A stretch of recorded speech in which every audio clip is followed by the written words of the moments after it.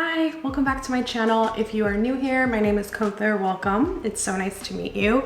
I have not filmed a video in 6 months and I'm a little nervous, but I posted a photo yesterday on Instagram and basically said that I'm making decorations at home with Nadine with what I have and just basically being more intentional and the concept of like letting go versus adding more into our home.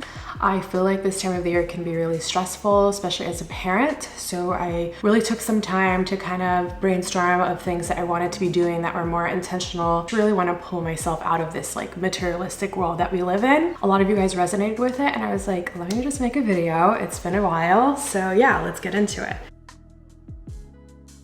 So the first thing I wanted to share is decor. So I'm currently making this crescent. It's not quite done yet, but basically I got a cardboard box and I got a plate. Literally, this is what I did.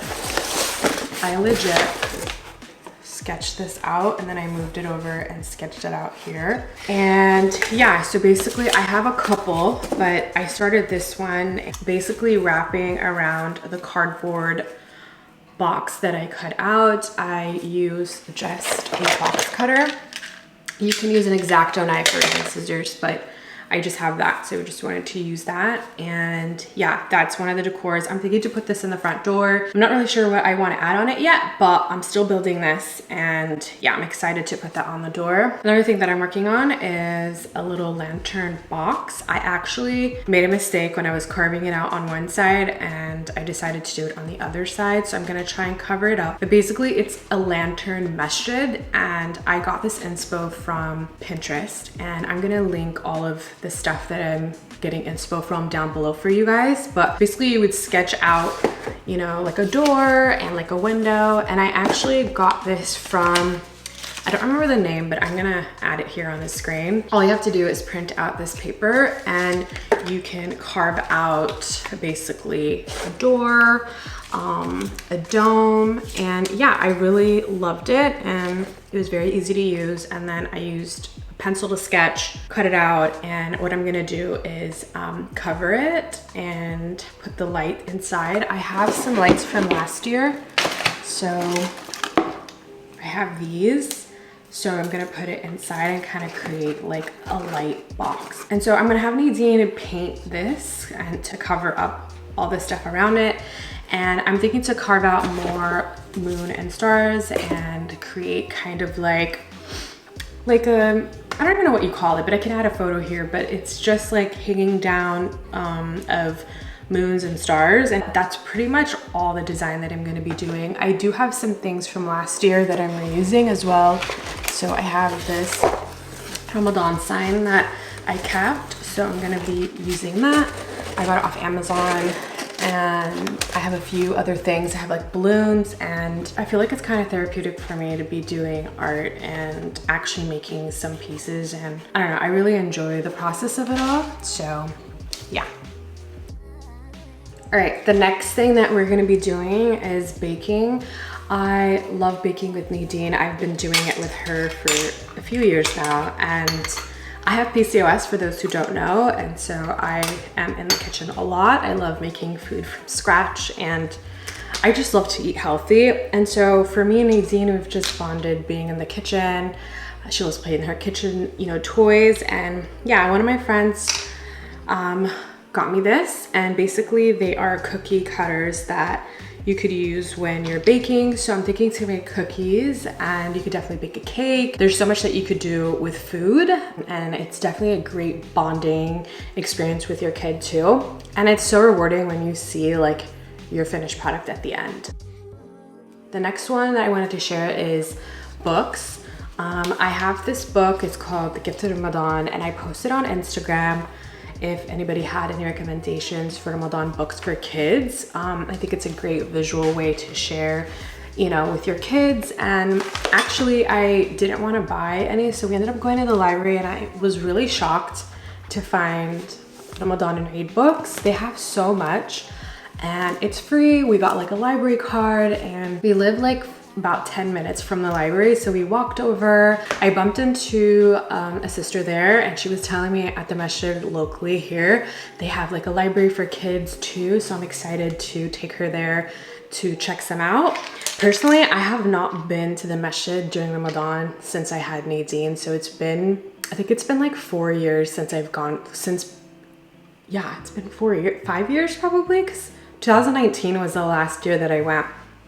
And I feel like, I don't know, I miss that so much. That was like one of my favorite memories growing up, and Nadine's old enough now, so I'm excited to take her there too.